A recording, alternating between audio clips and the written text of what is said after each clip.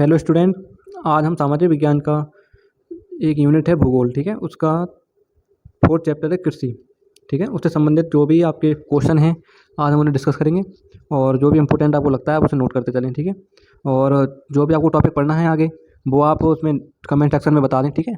Note कर दें उसमें जो भी आपको अगला टॉपिक पढ़ना है उससे संबंधित, और अपने प्रेजेंट भी लगाएँ और जो आपके दोस्त हैं उनके साथ ये वीडियो शेयर करें। तो शुरू करते हैं हम आज की वीडियो। ये पहला है आपका बहुविकल्पीय। निम्नलिखित में से कौन सा उस कृषि प्रणाली को दर्शाता है जिसमें एक ही फसल लंबे चौड़े क्षेत्र में उगाई जाती है। अब इसमें क्या कह रहा है, मतलब एक कृषि प्रणाली की बात चल रही है इसमें, जिसमें क्या होता है एक फसल है वो लंबे चौड़े क्षेत्र में उगाई जाती है, ठीक है। ऐसा नहीं है कि 1 बीघा में कर दिया, वैसे 1 बीघा भी एक तरीके से लंबा चौड़ा ही माना जाएगा, जैसे आप छोटे से स्थान को लंबा चौड़ा नहीं कह सकते, ठीक है। तो इसमें ऐसी कौन सी कृषि है, मतलब कौन सी प्रणाली है कृषि की प्रणाली जिसमें हम क्या करते हैं, जो लंबे चौड़े क्षेत्र में उगाई जाती है वो है आपकी रोपण कृषि, ठीक है। अब रोपण कृषि क्या होती है? रोपण कृषि वो होती है जहाँ जिसमें जिसमें हम फसल लगाते हैं, ठीक है। जैसे क्या है, इस रोपण कृषि का एक उदाहरण है गन्ना, ठीक है।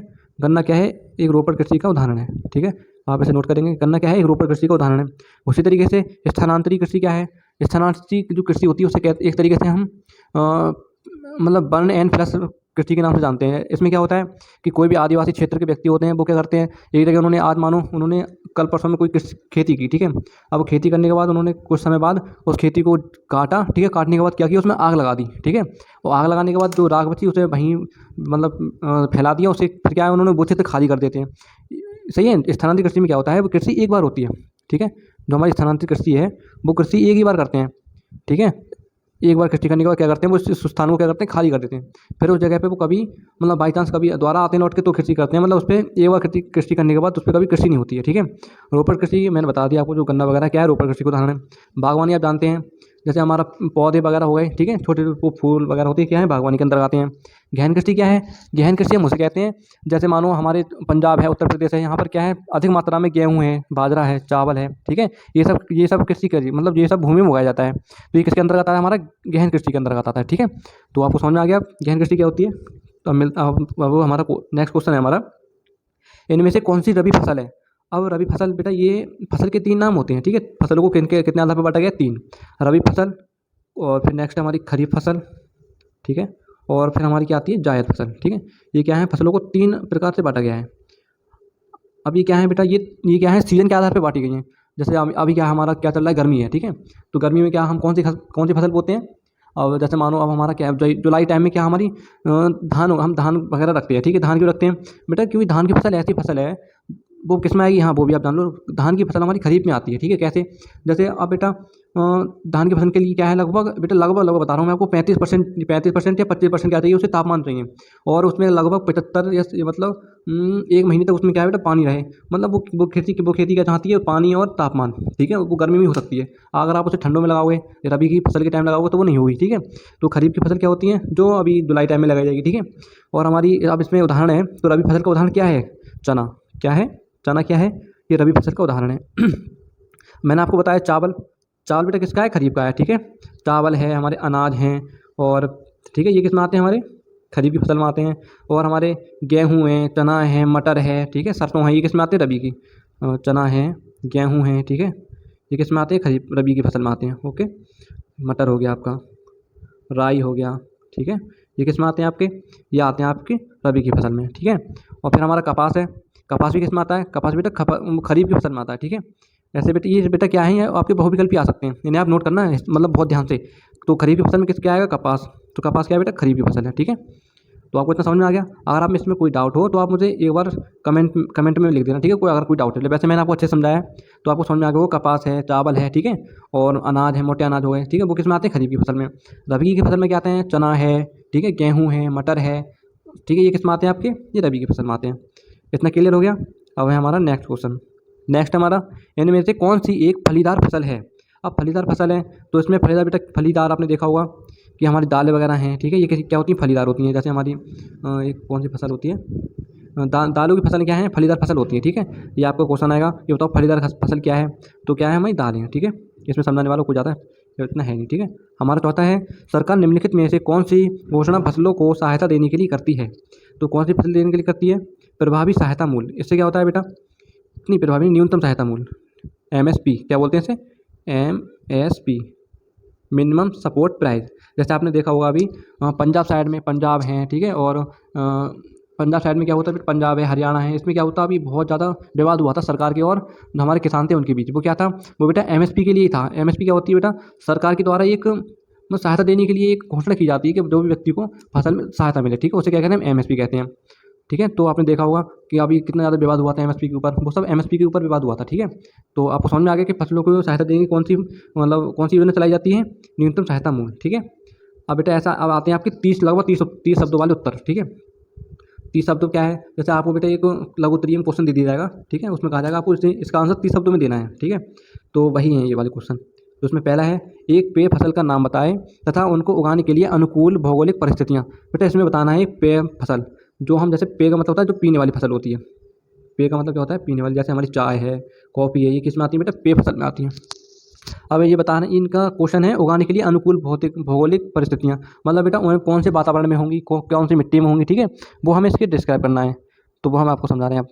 अब देखो चाय है, चाय क्या है, एक महत्वपूर्ण पेय पदार्थ की फसल है। चाय क्या है, एक मैंने आपको बताया था अभी, चाय और कॉफ़ी किस में आती है बेटा, पेय फसल में आती है। ठीक है, चाय का पौधा उष्ण और उपोष्ण कटिबंधीय है। अब बेटा आपने कभी भूगोल पढ़ी होगी, तो मैंने आपको बताया था कि जैसे ये हमारी पृथ्वी है, ठीक है, पृथ्वी में बेटा ये वाला हिस्सा है, ये बेटा उसमें बटी हुई है दो भागों में, पृथ्वी हमारी उत्तरी और दक्षिणी ध्रुव।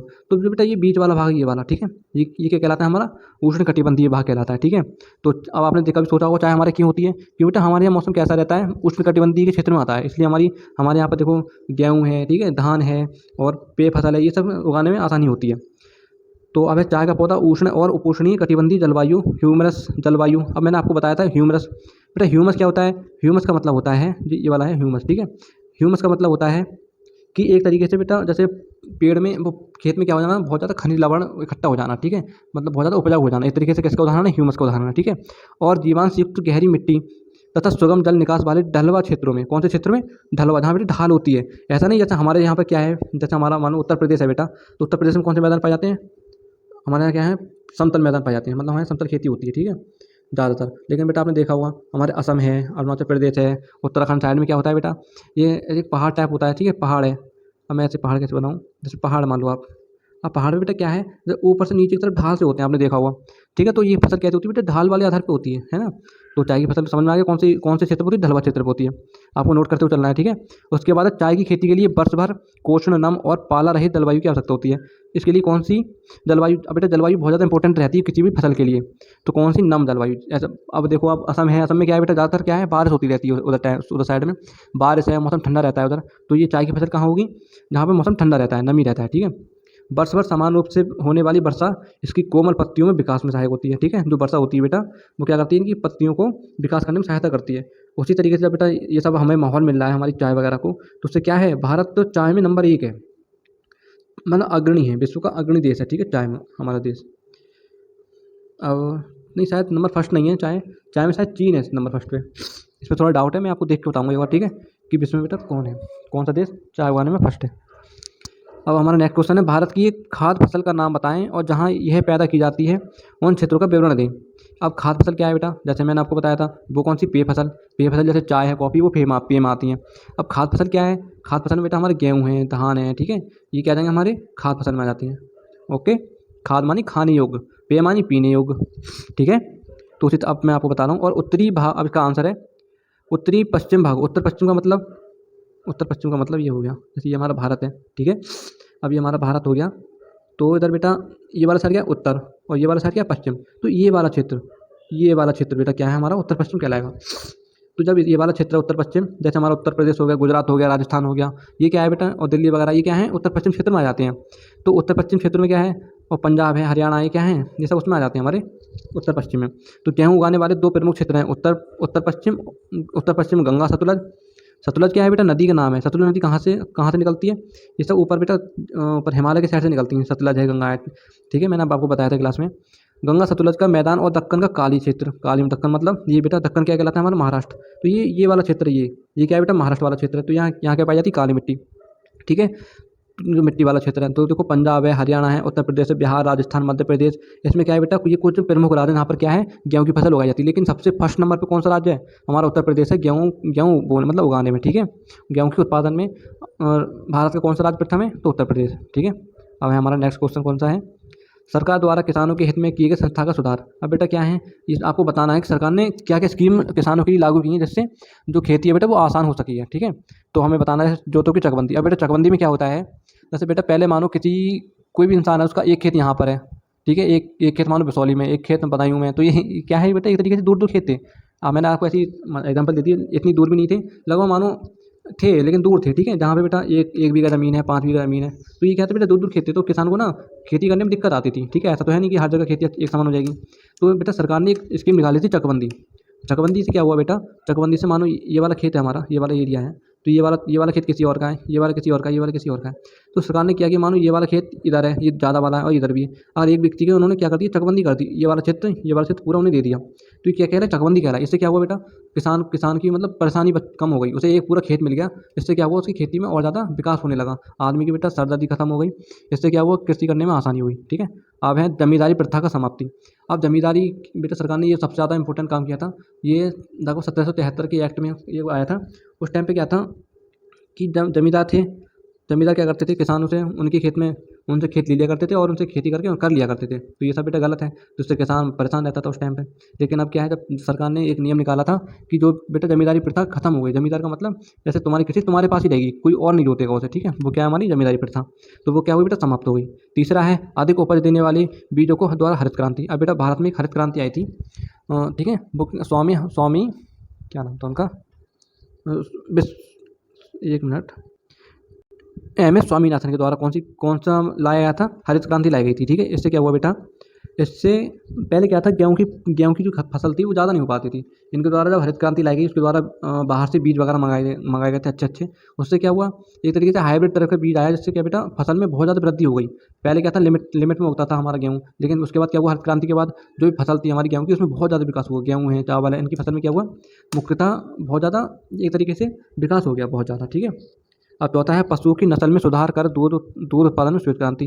अब बेटा श्वेत क्रांति कौन लेकर आए थे, बर्गिज कुरियन। ठीक है, अब श्वेत क्रांति से बेटा क्या होता है, जैसे मानो कोई भी किसान है बेटा, वो खेती करता है। अब खेती करता है तो पशु ही पालता है। ठीक है, जब पशु पालता है तो क्या है, तो बेटा पहले दूध वगैरह बहुत कम होता था, लेकिन जब बर्गिज कुरियन बेटा श्वेत क्रांति लेके आए थे, उससे क्या हुआ, दूध उत्पादन में बहुत ज़्यादा वृद्धि हुई थी। ठीक है, इससे क्या हुआ, हमारे देश में एक पर्याप्त मात्रा में दूध का एक अच्छा उत्पादन क्षेत्र कहलाया। जैसे हमारा हरियाणा है, हरियाणा में बेटा सबसे ज़्यादा दूध वगैरह होता है। ठीक है, तो ये क्या है, सरकार के द्वारा स्कीम चल रही है। ठीक है, अब है बाढ़, चक्रवात, आग तथा बीमारी के लिए फसल बीमा। अब बेटा आपने देखा होगा कभी किसी, जैसे गर्मियों के दिनों में क्या होता है, किसी के खेत में बेटा तार गिर गया, चिंगारी गिर गई, इससे क्या है, पूरी गेहूं की फसल मतलब नष्ट हो जाती है। बरसात हो जाती है बेटा, कभी कभी ओले गिर जाते हैं, इससे क्या होता है, फसल वगैरह पूरी नष्ट हो जाती है। तो सरकार क्या करती है, इसके लिए फसल बीमा योजना भी सरकार ने चलाई है, जिससे क्या है, जो भी फसल तुम्हारी बीमा मतलब बेकार हो गई है, उसके लिए आपको मुआवजा दिया जाएगा। ठीक है, तो ये क्या है बेटा, सरकार के द्वारा एक स्कीम ही तो है। ठीक है, उसके अंतर्गत ये सब आ रहा है। अब हमारा छठा है किसानों को कम दर पर ऋण दिलाने के लिए। अब बेटा क्या है कि बात मानो कोई किसान है, उसके खेत में नुकसान हो गया, अब उसके पास रुपये तो है नहीं, तो बेटा अगर वो किसी भी बेटा जमींदार के पास जाएगा, ठीक है, तो वो क्या करेगा बेटा, वो उसे अधिक से अधिक कर पे देगा, अधिक से अधिक ब्याज पर रुपये देगा। लेकिन जो सरकार के द्वारा बेटा जो सहकारी बैंक बनाई गई हैं, उनके द्वारा क्या किया गया है बेटा, उन्हें कम कर पे, एक कम टैक्स पे अधिक से मतलब उनकी सहायता के लिए एक तरीके से चलाया गया, जिससे क्या है, कम टैक्स पे उन्हें रुपये मिल जाता है, उससे उन्हें सहूलियत हो जाती है। ठीक है, फिर है सातवां है किसानों को लाभ के लिए किसान क्रेडिट योजना, व्यक्तिगत दुर्घटना बीमा योजना भी सरकार के द्वारा चलाई गई है। ठीक है, उसके बाद है किसान, फिर है आकाशवाणी और दूरदर्शन पर। अब बेटा क्या है, आप अब तो व्यक्ति सुनते नहीं हैं बेटा। पहले क्या होता था, आंगनवाड़ी और जो आकाशवाणी है बेटा, इसमें क्या था, दूरदर्शन के माध्यम से किसानों का एक प्रोग्राम चलता था, मानो 2 बजे, 3 बजे, 4 बजे एक टाइम होता था, जिस पर क्या था, एक विख्यात आदमी, एक तरीके से कुछ कृषि के क्षेत्र में प्रोफेसर टाइप व्यक्ति किसानों को बेटा सलाह देता था। जैसे मानो आपके खेत में कीड़े लग गए हैं, तो कौन सी दवा आपको इस्तेमाल करनी चाहिए, अगर आपकी फसल डाउन है तो उसे कैसे मतलब अच्छे से करना चाहिए, कौन से फसल को कब पानी देना चाहिए। ये कहता है एक्सपर्ट जो व्यक्ति एक्सपर्ट थे बेटा कृषि के माध्यम से, जिन्होंने एग्रीकल्चर से बेटा पढ़ाई की थी, वो क्या थे बेटा, उस टाइम बुलाए जाते थे प्रसारण के लिए, किसानों को इस तरीके से सलाह देने के लिए। ठीक है, तो ये भी क्या सरकार के द्वारा उठाया गया कदम था, है ना। फिर है नमा किसानों को दलालों के शोषण से बचाना। दलाल तो आप जानते ही हो, कुछ बताने की जरूरत नहीं है। फिर है कुछ महत्वपूर्ण फसलों के लाभदायक खरीद मूल्यों की घोषणा सरकार करती है। जैसे हमने गेहूँ कर लिए बेटा, तो गेहूँ कितने रुपये, क्या रुपये किलो जाना है, क्या रुपये कुंटल जाना है, वो सब क्या है, सरकार के द्वारा निर्धारित होता है। जिससे बेटा इंसान जो हमारा किसान है, वो बेटा कहीं इधर उधर फसल ना देके एक तरीके से मंडी में जाता है, जिससे क्या है, डायरेक्ट उन्हें क्या होता है, लाभ होता है। ठीक है, ये हो गया आपका। अब जो आगे के हैं वो मैं आपको बाद में कराऊंगा। ये वाला चौथा क्वेश्चन रह गया और ये क्वेश्चन है, मैं आपको ये बाद में समझाऊंगा। ठीक है, तो अभी आपको क्या करना है, जो भी आपको लगता है एक तरीके से आप अगला कोई भी सब्जेक्ट आपको पढ़ना है, तो आप उसे बताइए। और आपकी पेटेंट बहुत कम है, ये प्रॉपर तरीके से इसमें नियमित रहिए, जिससे मैं आपको पूरा सिलेबस कराने में आपकी मदद कर सकूँ। और आप मुझे एक तरीके से मोटिवेट रखिए, क्लास को शेयर करिए, जिससे क्या है मुझे भी पता लगे कितने बच्चे मेरी क्लास देख रहे हैं। ठीक है, तो फिर मिलते हैं हम नेक्स्ट क्लास में। आपको इतना समझ में आया? कोई भी डाउट हो तो आप कमेंट में बताएंगे मुझे। ठीक है, तो मिलते हैं नेक्स्ट क्लास में। बाय।